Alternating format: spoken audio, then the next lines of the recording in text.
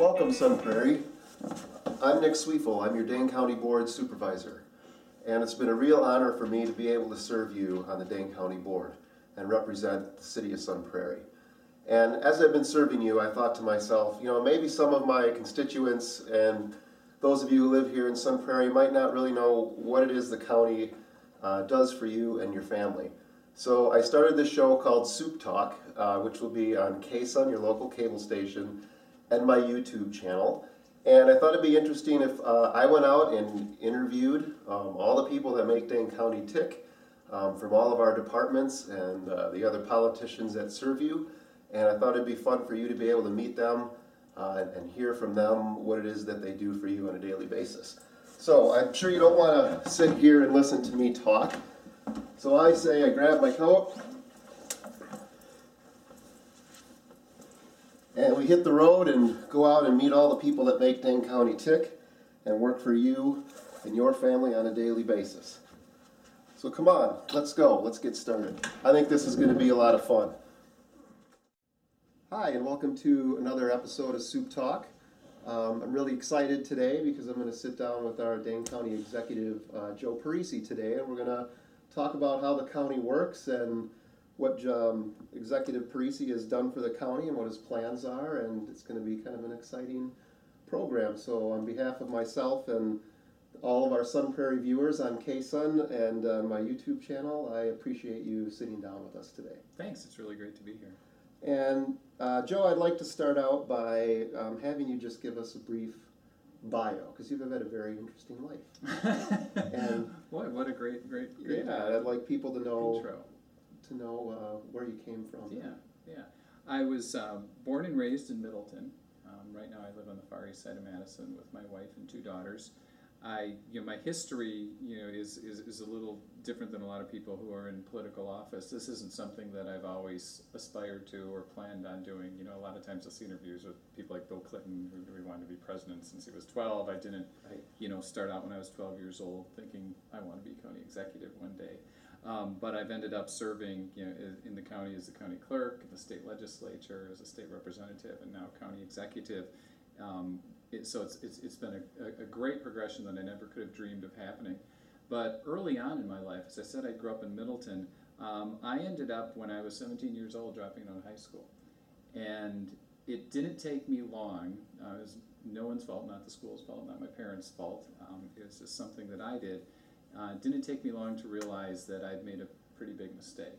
But as with so many situations in life, you find yourself in a situation. For me, it was too late to go back to high school. When I realized that, I was working 2 minimum wage jobs and thinking, what did I do? But fortunately for me, I live in a community where there are a lot of resources available and there are a lot of caring people. Mm-hmm. And so I was able to, when I was 18, I started studying for my GED test, and I got my GED. It really gave me the confidence to keep pushing on. I didn't really think I was going to be able to make it in school even to start with.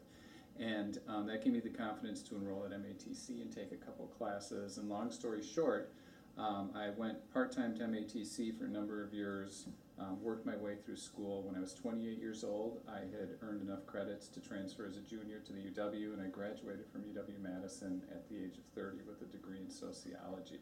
So I've been very fortunate in life. I was given a second chance early on by people I had never met, people who didn't know me anything, as well as a supportive family who believed in second chances. And I've been able to be successful. And in my life experience, that experience has really showed me that if you invest in people, if you make the resources necessary for people to be able to lift themselves up, and whether it's your first chance or your second chance, people can be successful. And after that, I did a lot of work with what we refer to as at-risk young people in different nonprofits, and saw the potential that is there in people if you give them a chance to succeed. And so how that has kind of morphed over the years and evolved over the years is with a passion for helping people succeed, particularly people who have fallen on hard times. And not only is it a passion from inside, but it makes good political and economic sense too. It's when we're looking at how to invest tax dollars and get the biggest bang for the buck, when we look at the root causes of challenges that people have. And if we try to address challenges up front, the results are always going to be more positive. If you look at young people, for example, who have gotten in trouble, and they're kind of at a fork in the road in their lives, we can invest up front in getting the kind of resources and treatment to those young people to give them a second chance, or we can not do that, and chances are they may end up in our criminal justice system, which is not only a human tragedy, but it's a fiscal tragedy because it costs so much in our tax resources. So that's kind of the short, without spending the entire episode on my story of kind of my different path to where I'm at today, and my passion for dealing with different issues like that. And I can appreciate that story. And you and I, when I ran, met for coffee, and we talked about that a little bit.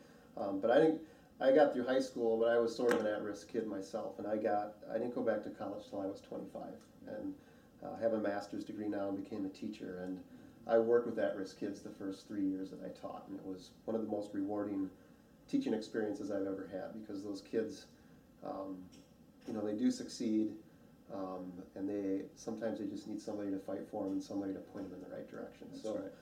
I certainly appreciate what you went through. Now, as I tell my kids, it's not a path I recommend. Right? No, it's not. It's not a path you want to recommend at all. The best thing to do is to stay in school and work hard to be Yeah. successful that way, and that's what we really need to encourage young people to do. But for those who fall off the tracks, I think it's important for many reasons that we make sure to try to help them get back on the right path. Well, that will lead into our first real question.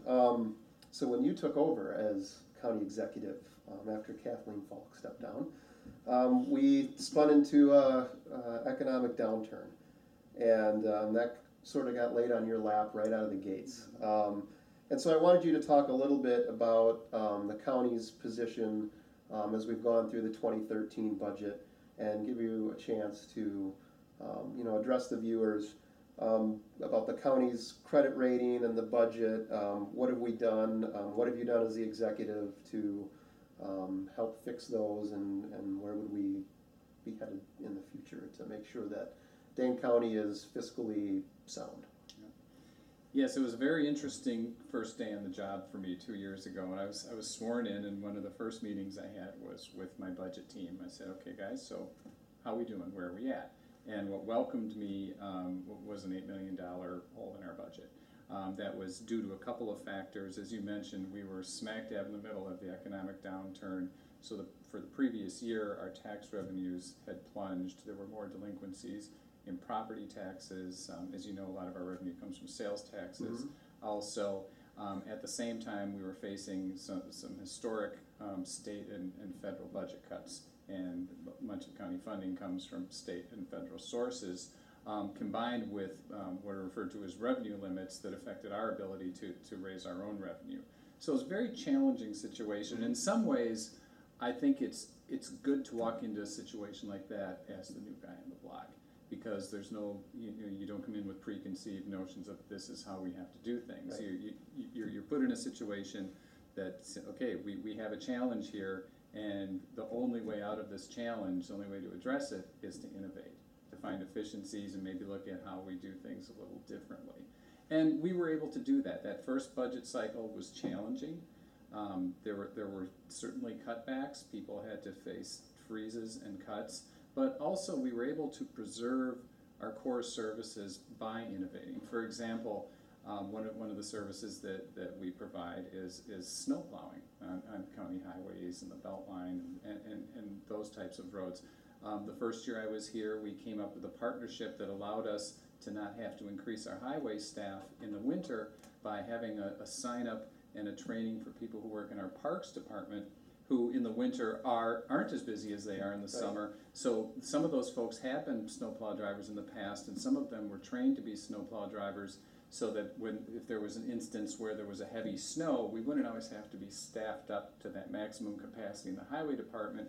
We could merge employees. And so there were a number of examples like that, of efficiencies and innovations we found to get through that. And we've continued every year that I've been here to instruct our department heads to continue to look for those efficiencies and innovations, just like any private business has to do. We've worked with our workforce to get ideas. We have a very good relationship with the folks who do work for us. These are the people on the front lines. And so they have a lot of good input and a lot of good ideas to share with us about how we can find more efficiencies. And our workforce has also given back. And they've taken voluntary unpaid time off. They've taken voluntary furlough days just to help us get through. So I have to really give them a lot of credit.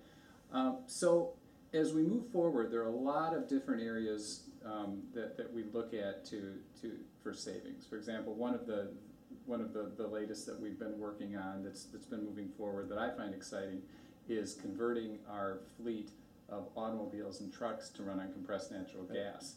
And the really neat thing about that, not only is compressed natural gas less expensive than regular gasoline, but because we actually produce it at our landfill, we save even more money while protecting the environment. Right. As you know, Nick, we have at our landfill a system that collects our methane gas. And we collect the methane gas that used to be a big problem for landfills. You can probably remember at times throughout the country there have been explosions at old abandoned landfills because the methane gas forms there and there was no outlet for it. Now it used to be, once they discovered that, they'd pipe it out and flare it. Just burn that. Off, yeah. So what we do at the county is a couple of things. We capture that gas, and we actually have a leachate recirculation system in the landfill. The leachate is the liquid that drains down and as the garbage breaks down. To accelerate that process so we can get the methane gas to be produced quicker. And we take that methane gas and we do two different things with it. First, we generate electricity, and it saves taxpayers about $2.5 million a year in Dane County because we sell that electricity right to MG&E off of our garbage. So garbage to electricity. And the most recent innovation has been that we, at the site, also have a system now that compresses that gas so that it can run vehicles. And we have a number of our vehicles, as they turn over, as it comes up and it's time to replace vehicles now, we assess each vehicle to make sure its use is compatible with CNG, and then we convert it. We're even going to have snow plows during this next cycle running on CNG. And so we're fueling our vehicles not only in a more environmentally friendly manner, but we're also getting gas for about a quarter of the price. So innovations like this that help us save money, we look at energy efficiency, we look at the way we run things, we're constantly looking at how we can do things better. And as a result, we've basically quadrupled the reserve fund that was hovering almost near zero when I came in. It was actually in deficit. And the first year we were able to bring it up to $2.5 million, and by the end of next year we will have at least quadrupled that number. So we're stabilizing our reserve fund, which is very important, so we can stabilize our bond rating and keep borrowing costs as low as possible. Now, and then the reserve fund is important because if you think about a household, and you can correct me if I mess this up, but like any household, you have to have a credit rating to do anything, right? So you have to have savings. So that's when you say our reserve funds, that's like a family having money in savings. Yeah. And we also have to borrow to maintain a good credit standing, because if you don't borrow something, then they don't have anything to rate a credit on. So that's sort of how our bond, in layman's terms, our bond rating sort of works. Yeah. Correct? Yeah. So didn't our bond rating, wasn't it affected because our reserve funds were lowered and now we're building that right up? Is that correct? Before I came in, I believe it was a couple of years before I came in, we went from a AAA bond rating to a AA plus. Now with that bond rating, the reason that's important is that determines what we pay to borrow money. That determines interest rate. So if someone's out shopping for bonds, the AAA bonds are going to give pay the lowest interest, but they're seen as the safest bet. Now AA plus is still an extremely good rating, but we don't want to dip down from that. So stabilizing that rating, it comes. There are a couple of factors that come into stabilizing that. One of which is that reserve fund. Now, as you said, everyone in a household, you buy a house, that's your capital borrowing. Right. We do work on. We do road work, that's a capital project, so we borrow for that, we bond for that.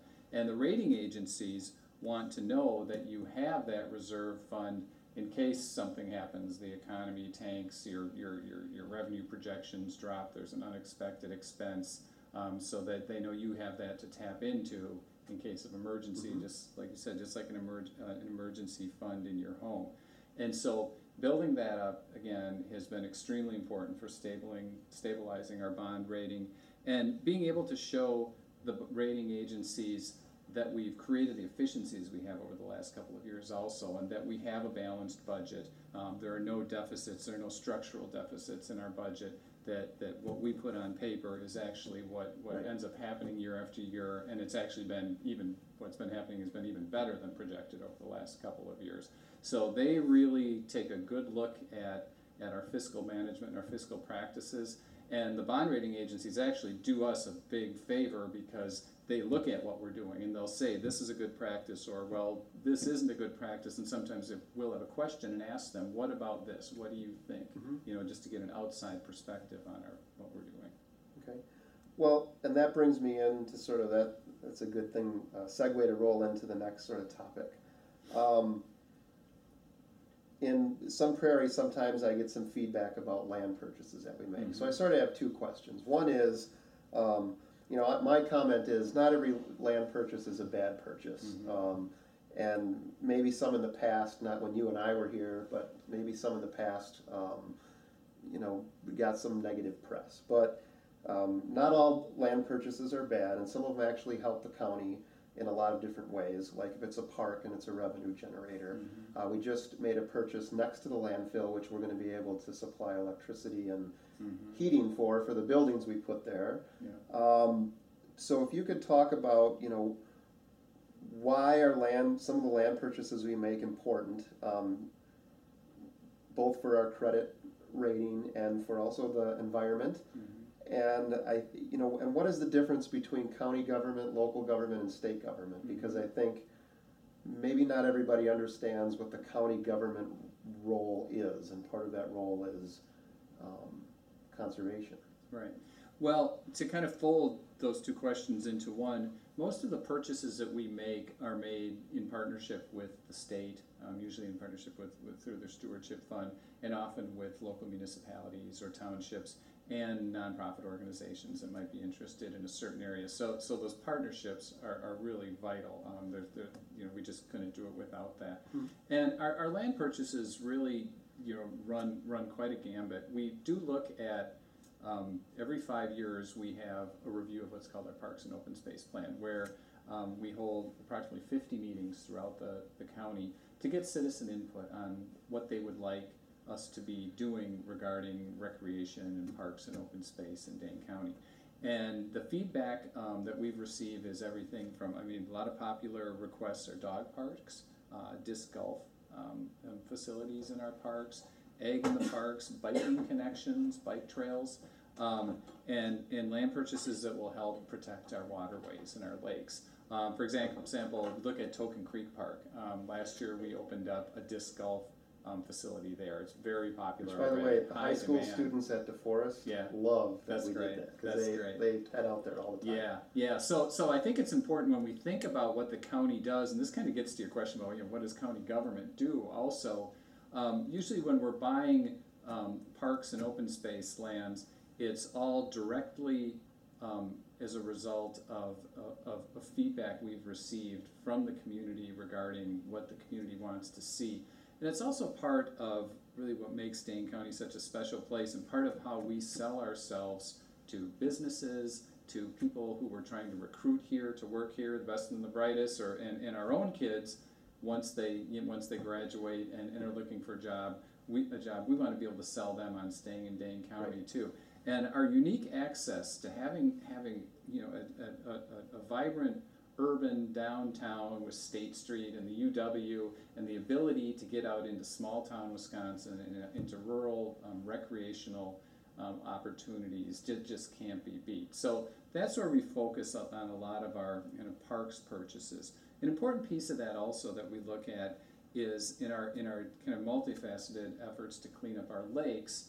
There are some very environmentally sensitive areas that we may look at purchasing to help stop runoff. They may be a wetland. There are very few of those left, and last year we actually purchased a small tract on one of our lakes of wetlands next to a state-owned wetland already that's already there, and preserving those lakeside wetlands and properties is extremely important to stopping runoff and filtering out runoff when it happens. And we also focus on access to river access too. We recently made a beautiful purchase on the Sugar River that has 2.5 miles of public access, which will forever preserve access to that 2.5 mile stretch of the Sugar River for folks like you and me and our constituents. So we really look at what best fits in with what the folks in Dane County want out of their county for recreational uses and environmental preservation. And then, also for the record, because we were in an economic downturn, in the last budget we reduced the land conservation fund by $1 million, I believe. Yeah. Because we have to tighten our belts a little bit. Yeah, you have to take a long-term view, and there are some years you can do more than other years. And it's just just like in the other areas we talked about, there's what you want, and there's what you can realistically do, while still being able to go back and talk to the bond rating agency and show them that you're being fiscally responsible. So talking about fiscally responsible, people get a property tax bill in the mail, a couple times a year. And how much is the county's portion, and how much, and I don't think we touched on it when we were talking about it, but we have a borrowing limit. So just like if somebody says, hey, I want to buy a house, they have to go to the bank, right? And they say, well, here's your credit rating and your income, and this is how much you can borrow. So we have a limit of what we can borrow also. So if you could touch on, how much is the county's portion of our property tax bills on average, and how much are we borrowing? If they say our limit's, X amount of dollars, what is the percentage that are we maxed out? Are we in the middle? Are we rather low? I'll give you an opportunity to explain sort of our fiscal position here. Sure. We're on the low end of percentage of budget that's spent on borrowing. So when you look at our budget as far as the property tax levy, it's a little different depending on the municipality because everyone has different costs, but it's roughly about 13% of a person's property tax bill comes from the county. Most of it is usually from the city in which you live, and the school district is the vast majority. Then there's some from MATC, the county and other, but we're a relatively small piece of it. Now obviously that doesn't mean that we should feel free to just spend whatever we feel like, because every little bit helps, but it is a relatively small part of the bill. And actually in last year's budget, I proposed the lowest levy increase in 22 years. So as far as our contribution to the property tax bill, it's not, certainly nowhere close to being the main driver of what a person's property taxes are in the county. And what percentage are we of borrowing capacity? Right now, we're about 12 to 14%, something like that. Yeah. So to put that in perspective, I believe the city of Sun Prairie is about, I think they're somewhere around 50%, and if I'm wrong about that, I'll just apologize. But so we're about 12, 14, and the city of Sun Prairie is around 50. And I think they're not fiscally crazy there. They're pretty, they watch their P's and Q's pretty well. But I just wanted to give our viewers a perspective of what we're doing with their tax dollars, because I don't think a lot of people really get how the county does that or how it works. Hey, just a couple more things. Sure. So Madison gets all the press usually. When you read the paper or turn on the TV. We live in Dane County is a very Madison-centric county because Madison's the capital and has a UW. And that's where you are, right? We're in downtown Madison today. But the county does a lot all over Dane County and for our communities. So I want to give you the opportunity to talk about how the county gets past the Madison borders and what it does, and give you a chance to highlight that. And of course, highlight some stuff in Sun Prairie because those will be the viewers mostly of this show. Yeah. Well, it's interesting because I love talking about this. One of the things I love about being county executive is it is such a diverse county between, as I mentioned before, the urban, suburban, rural. Right. Just in a day, I find myself in so many different environments and dealing with so many different issue areas. It's just fascinating. And what I'd like to remind people is more than half of the county's population lives outside of Madison. And some people are surprised at that. I like to remind people that we have a $3.5 billion ag industry in Dane County, and that surprises people. Yeah. And again, but I think that's what makes our relationship, our county so special, is the relationship between the two. But Sun Prairie focused, we have a number of interactions with Sun Prairie. For example, we have our Early Childhood Initiative office that you helped us expand last year. We have a Joining Forces for Families office in Sun Prairie. And these are offices that help families that are facing financial struggles and hard times, and help them and their children succeed. And this, these kind of issues certainly are not just Madison-based issues. Right. Everyone in the county faces issues of poverty and challenging situations, and maybe Madison gets more of the headlines, but it's really, there's rural, suburban, small town, and big city challenges that everyone has to face. And so we're throughout the county with those offices. There's where our public safety initiatives that we have with for example, DaneCom, our new interactive emergency radio system that we've been working on with Sun Prairie and all of the other municipalities. Our rural patrol officers that are in the Sun Prairie area. As I mentioned before, Token Creek, for example, with our parks. And then there are services that are located in the city of Madison that people in Sun Prairie and everywhere access and utilize. Hopefully a lot of people don't access them, but the courts, the jail, those are county functions, and they service everyone throughout the county. So there's a lot of overlap. We have the work that we do on our lakes is really one of those issues that touches everyone in Dane County, whether they live on a lake physically or not, because everyone realizes how central and how important the lakes are to our quality of life and our economic well-being. And we have great partnerships really across the county in a new effort that is really fascinating, because it's brought environmentalists, the business community, public-private sector, farmers, everyone to the table to work on solutions for phosphorus runoff. And we have a real nuts and bolts plan in place that we've initiated that is resulting in real world reductions in phosphorus that I believe over the next decade to 2 decades will result in visibly cleaner lakes. And so those kinds of partnerships are essential. That's not just Madison, not Winona, not Middleton, not just Sun Prairie. It's everyone working together. And those are some of the really great, great opportunities about being county executive, that you get to work with so many different people on those kinds of things and see the progress. Because as you mentioned, Madison gets in the news a lot. Negative things get in the news a lot too. People don't always cover all the really great things that we're able to do, and that's really what keeps me going every day. And I would echo that. I've talked to several economic development administrators from several municipalities, and it was interesting. They've all kind of said the same story, and that is, now that our market is more global, and business owners don't have to rely on bricks and mortar as much anymore. And they're finding themselves, when people are moving their businesses to communities around Dane County, they're finding themselves not trying to move them into property, but they find themselves selling the city and the municipality more than they are selling even the property tax. What's the property tax, and where can I find a building?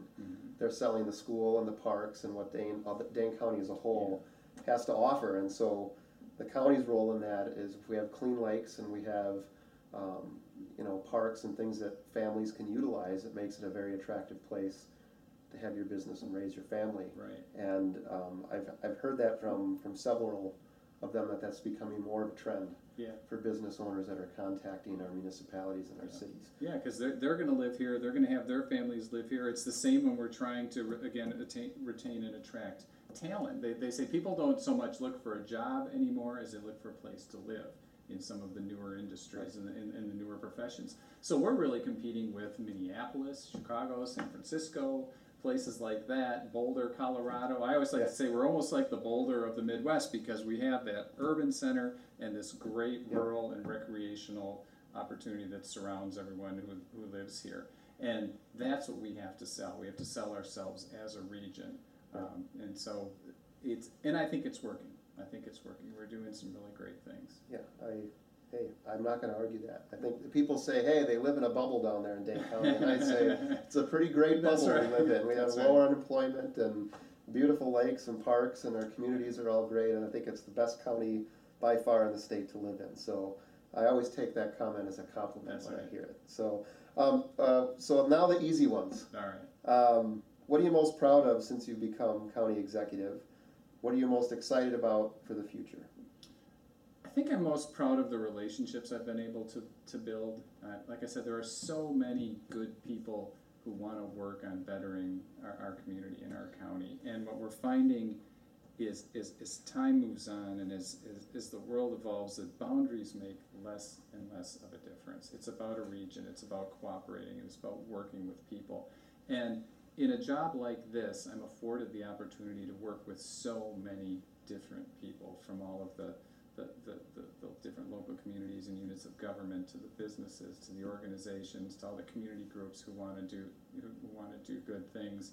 It's just developing those partnerships and moving away from the past when the politics has often been so adversarial and so much finger pointing going on. If you really focus on our common ground, and the lakes are a great example. Look at the places on which we all agree, because there are a lot of those places. Sure, there are going to be disagreements along the way, but if we can handle those in a civil manner and then focus on our common area, we can accomplish so much. And I'm finding that that's what people want to do, and people are looking for that. And being the county executive is a great platform from which to be able to do that. And I think one of my the accomplishments I'm the most excited about are first getting our fiscal house back in order. I feel pretty good about the job we've been able to do the last couple of years coming out of the recession when it was a really challenging time. Now there's still going to be challenges ahead. It's not getting any easier, but I feel like we're in a place where we can do this. We know how to do this.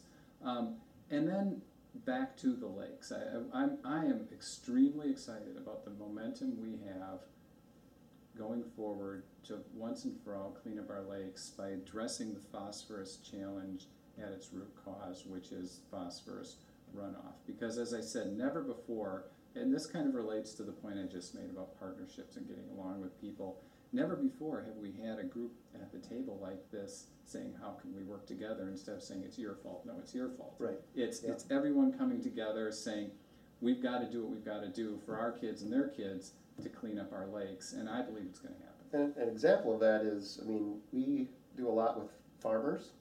I'm on the Land Conservation Committee. We do a lot with the farmers to help with runoff of manure. We do a lot with the municipalities and stormwater stuff. There's a lot of players where we're really trying to stop, a lot of the runoff into the lake. So, I can echo that a lot. And our manure digesters, we're building a second one. That's a big, and again, those will be producing electricity. So those are, that takes farmers and business people and government and everybody to come together. That's right. You don't build those without a lot of cooperation. Right, You have to be cooperating on those. So you're right. It's very exciting.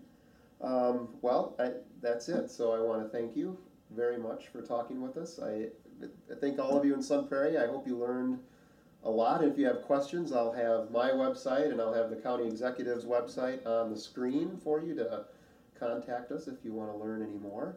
But that's another episode of Soup Talk. Thank you and have a wonderful day. And thanks again, Joe. Thanks, Nick. Appreciate it. All right.